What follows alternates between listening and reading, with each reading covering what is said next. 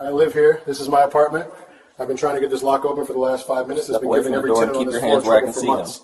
Sir, I need you to step away from the door and keep your hands where I can see them. My hands are right here. You can see them. I'm not moving away from my door because this is my apartment. You're about to make a very serious mistake. I need you to hear me. Turn around and face the wall. Do it. Officer Tatum Briggs didn't ask questions. He gave commands. And the night he rolled up on a black man outside apartment 4B and decided the situation only had one ending, he set in motion a chain of events that would cost his department $400,000, cost him his badge, and land his face on the national news. What he didn't know was that he had just arrested a federal agent in that agent's own home. Before we go further, what city or country are you watching from? Drop it in the comments. We love seeing where you're tuning in from here at Deep Truth. And if you believe that a badge should never be used as a weapon against the very people it's supposed to protect, hit that like button and subscribe. This channel exists because these stories deserve to be told. The Aldgate Arms was the kind of apartment building that looked better in the listing photos than it did in person. Located at 2240 Renner Street in the Colville district, a neighborhood sitting in that uncomfortable in-between space where gentrification had started its quiet invasion but hadn't yet finished the job. The building was 6 stories of faded red brick, a lobby intercom that worked maybe 3 days out of 7, and hallways that smelled like old carpet and someone's dinner from 2 floors up. The elevator had been under repair since February.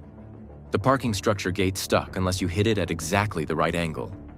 And if you lived on the 4th floor, as a number of long-term tenants did, you already knew that the lock on the stairwell door near the east wing had been temperamental for the better part of 3 months. Stiff in the cold, stubborn after rain, and completely indifferent to how tired you were when you got home. Management had been notified. Twice, a work order existed somewhere in a system nobody was urgently checking. This is where the night of October 14th begins. Not with sirens, not with a confrontation, but with a man standing in a hallway, key in hand, trying to get through his own front door after a 14-hour day. Corvin Wade was 38 years old. To look at him on a Tuesday evening in the hallway of the Aldgate Arms. Jacket wrinkled, a canvas bag over one shoulder, loosened tie hanging from his collar. You might have seen exactly what you wanted to see, or exactly what the facts presented. A man who had worked a long day and wanted nothing more than to be on the other side of his door. What the hallway didn't announce was his resume. Corvin Wade had been a special agent with the Federal Bureau of Investigation for 14 years. He was assigned to the Organized Crime and Racketeering Unit out of the Midfield Field Office, a division that didn't make the news often because the work it did was quiet, methodical, and years in the making. He had worked 3 multi-agency federal operations. He had testified before a grand jury. He had sat across interview tables from men who made career criminals look like amateurs, and he had done it without flinching. Before the Bureau, he had graduated summa cum laude from Morehouse College with a degree in criminal justice, gone on to complete his law degree at Howard University School of Law, though he never practiced, and entered the FBI Academy at Quantico at 24, finishing in the top 8% of his class. He was not a man prone to panic. He was not a man prone to recklessness. He was, by every professional measure, a man who understood the law more thoroughly than most of the people empowered to enforce it. And on the night of October 14th, he was standing in the hallway of the 4th floor of his own building, working a key into a lock that had been giving every tenant on that floor trouble for 3 months, because he had been traveling for work since Sunday and had come home to find that the cold snap that had rolled through the Colville district over the last 48 hours had made the cylinders stiffer than usual. He tried the key once. Nothing. He pulled it out slightly, turned his wrist, tried again. The bolt moved halfway. He shifted his bag to his other shoulder, exhaled, and tried again. This time jiggling the handle the way you learn to do when a lock has a personality. It clicked. He pushed. The door held. He stepped back, looked at the lock the way people look at technology that is personally offending them, and started again. He had been at his door for approximately 4 minutes when Nadine Croft opened hers. Nadine Croft lived in apartment 4C, directly across the hall from Corvin Wade's unit. Apartment 4B. And she had been a tenant at the Aldgate Arms for going on 6 years. She was 54, recently retired from a billing position at a regional medical group, and by her own admission to friends, she had grown more cautious in recent years. A neighbor's car had been broken into in the parking structure back in the spring, and the building's management had sent one of those vague emails about remaining vigilant, which had apparently lodged itself somewhere in the back of her mind. She opened her door because she had heard noise in the hallway. The sound of someone at a door, the repeated metallic click of a lock being worked. What she would later describe as shuffling. She looked out and saw a man she did not immediately recognize. She would later acknowledge in a recorded statement that she had seen Corvin Wade in the hallway before, that she was, in her words, fairly sure he lived across the hall, but that in the moment something felt off to her. What felt off she would struggle to articulate clearly. He was there. He was at a door. The door wasn't opening easily. He had been pacing slightly, which was simply him shifting his weight and adjusting his bag while working the lock. That was the full inventory of observable facts. She closed her door, and then she picked up her phone and dialed 911. The call was logged at 9:41 p.m. She reported in a measured voice that there appeared to be a man in the fourth-floor hallway who might be trying to break into one of the apartments. She mentioned the pacing. She mentioned the door. She did not mention that she thought she had seen him there before. She gave the address, 2240 Renner Street, and the floor. The call lasted 2 minutes and 14 seconds. By the time Corvin Wade finally got his door open, roughly 40 seconds after Nadine Croft had hung up the phone, the dispatch had already gone out. He stepped inside, set his bag down, and went to his kitchen to pour a glass of water. He didn't know a call had been made. He didn't know a car had been dispatched. He was home. He walked back to his front door, realized he hadn't fully latched it behind him, the same temperamental lock, and stepped back into the hallway to pull it shut properly. That is when he heard the elevator. Officer Tatum Briggs had been with the Colville District Police Department for 9 years. His record was not clean in the way that a record needs to be clean to survive scrutiny.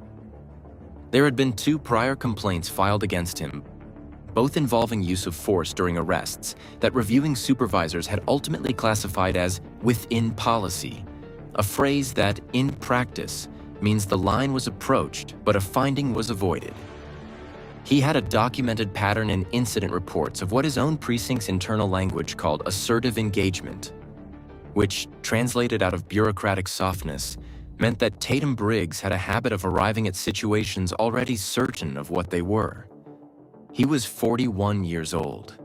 He was broad-shouldered, spoke in the clipped cadence of someone who had long stopped finding it necessary to explain himself, and had, over 9 years, developed the particular kind of institutional confidence that can look a great deal like arrogance depending on which side of it you're standing on. He took the call because he was 2 blocks from Renner Street. He arrived at 2240 at 9:47 p.m., 6 minutes after the dispatch. He took the stairs. The elevator was under repair and reached the 4th floor at 9:49.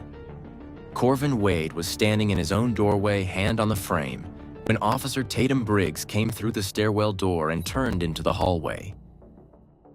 What Briggs saw, according to his own later account, was a man in the hallway, partially inside an apartment doorway, who appeared startled at his arrival.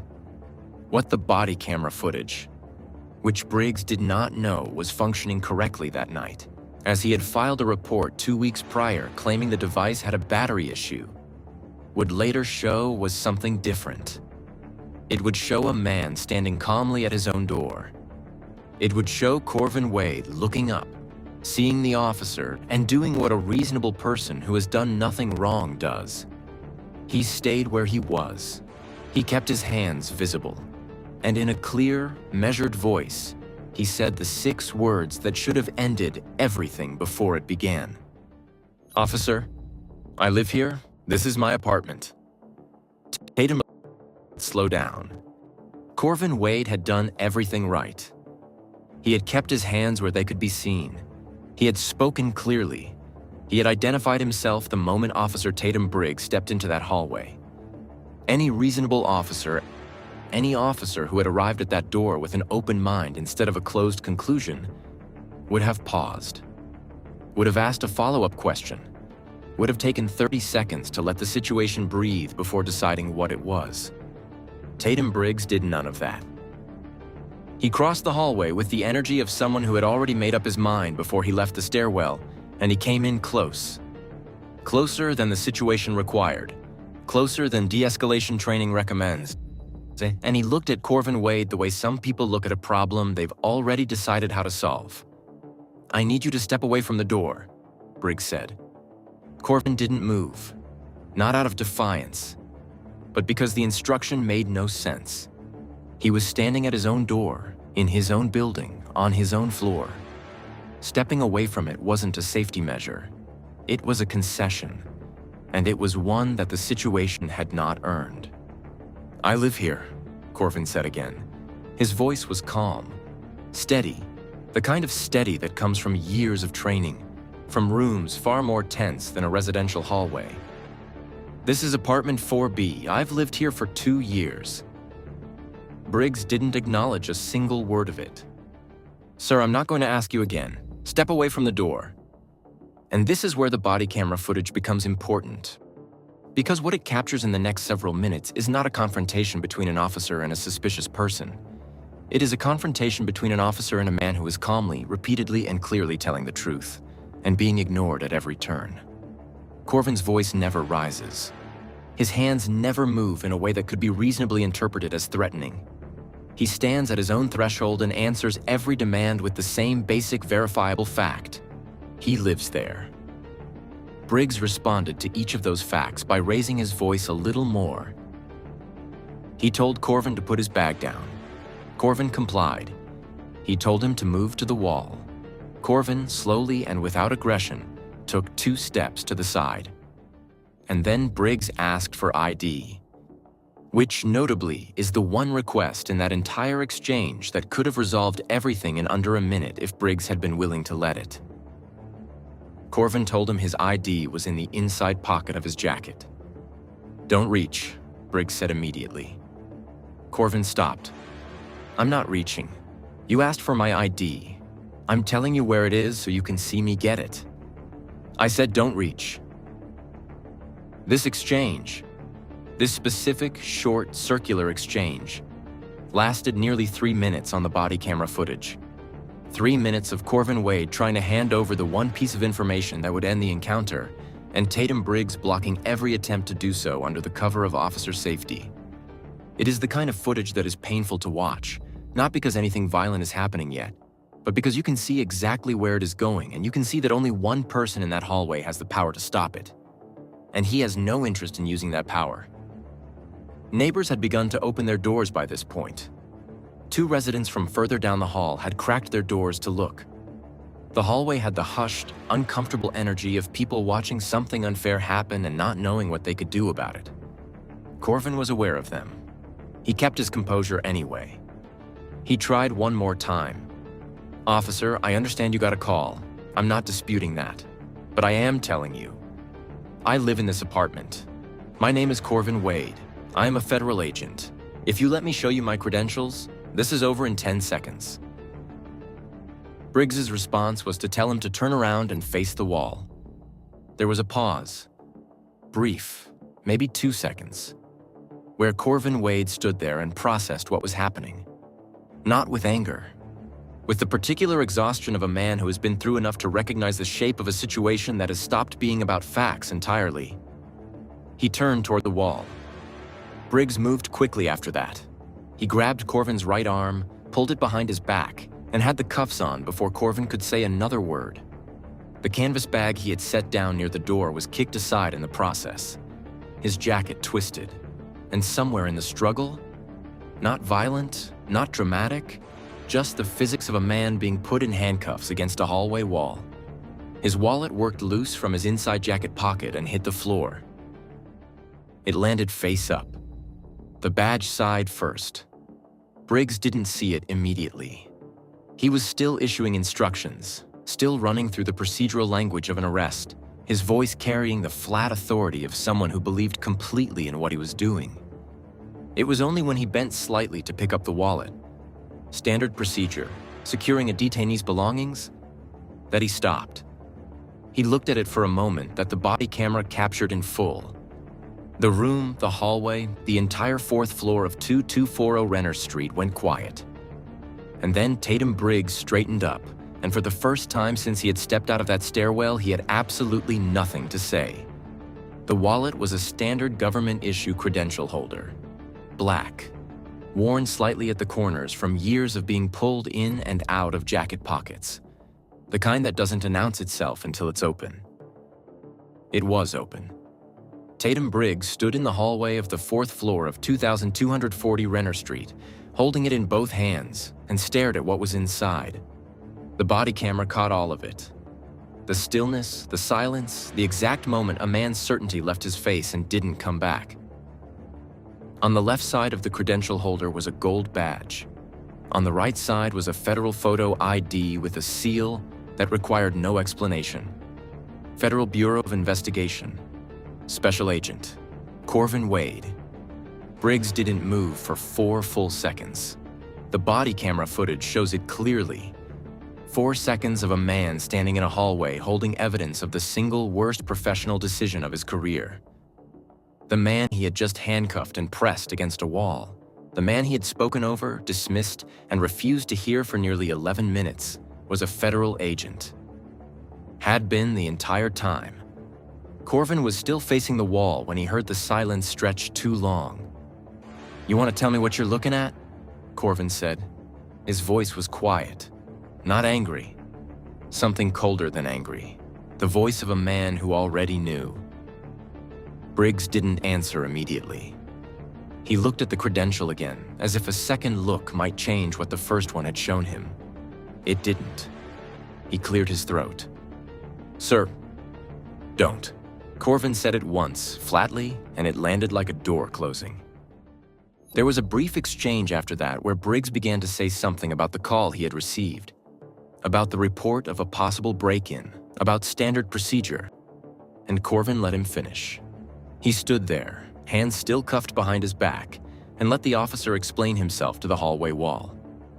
When Briggs was done, Corvin turned his head slightly and said, with a composure that was more devastating than any raised voice could have been, "You had 11 minutes to hear me. I told you who I was. I told you where my credentials were. You put me in cuffs in front of my neighbors at my own front door." He didn't say anything else. He didn't need to. The cuffs came off. Briggs removed them without ceremony, the click of the release loud in a hallway that had gone completely still. 2 neighbors were still watching from cracked doors. One of them, a woman from the unit at the end of the hall, would later say in a written statement that the officer's hands were visibly unsteady when he handed Corvin back his wallet. Corvin Wade picked up his canvas bag from the floor, straightened his jacket, and looked at Tatum Briggs one time with the full weight of what had just happened sitting plainly on his face.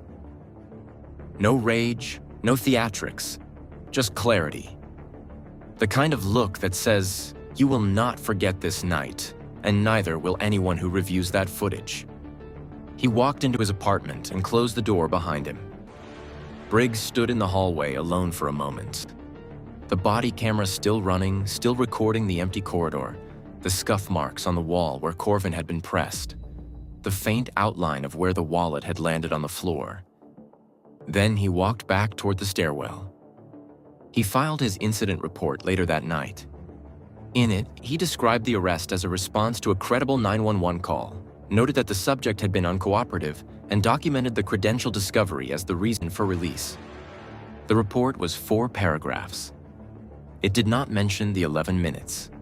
It did not mention the 3 times Corvin had identified himself before the cuffs went on.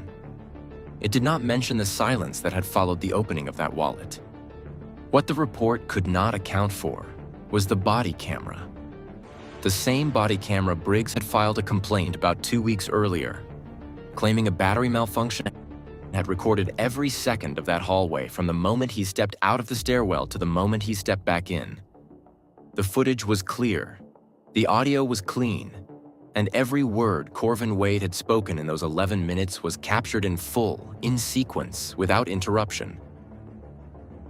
The report said one thing. The footage said everything else. And when Corvin Wade made one phone call from inside his apartment that night, not to a friend, not to a family member, but to the FBI's Office of Professional Responsibility, the clock on Tatum Briggs's career began its final countdown without him even knowing it had started. Some stories end with an apology. This one didn't. What followed the night of October 14th was not a quiet administrative process that resolved itself behind closed doors. It was a sequence of institutional consequences that moved slowly at first, the way these things always do. And then all at once, the way they do when body camera footage gets in front of the right people and refuses to be explained away.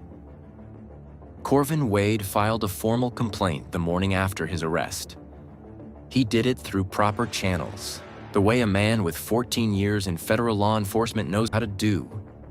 Documented, dated, and directed at every relevant authority simultaneously. The FBI's Office of Professional Responsibility received notification. The Colville District Police Department's Internal Affairs Division received a formal letter. And a civil rights attorney by the name of Gerald Osu, who had spent 20 years litigating wrongful arrest cases, received a phone call that he would later describe as one of the most straightforward cases he had ever been handed. The body camera footage was requested within 48 hours. The department initially responded the way departments often respond, and even slowly, and with the kind of careful language that suggests they are hoping the situation cools before it escalates. It did not cool. Corvin Wade was not a man in a vulnerable position with limited resources and no institutional backing. He was a federal agent with legal counsel, documentation, and the full recorded evidence of what had happened sitting in the department's own system. There was no version of delay that was going to make this easier for them. The footage was released to his legal team within the week. Internal Affairs opened a formal investigation into Officer Tatum Briggs shortly after. The investigation reviewed the body camera footage, the 911 call from Nadine Croft, Briggs's incident report, and his full 9-year disciplinary history, including the 2 prior use-of-force complaints that had been quietly classified as within policy. What had previously been treated as isolated incidents now formed a pattern, and patterns are harder to dismiss than single events. The internal investigation concluded in just under 3 months. Its findings were not kind to Tatum Briggs. The report determined that he had failed to follow basic de-escalation protocol, had ignored repeated verbal identification from a subject who posed no observable threat, had filed an incident report that materially misrepresented the sequence of events, and had conducted an arrest without probable cause. The prior complaints were re-examined in light of the new findings and formally noted as part of a documented behavioral pattern.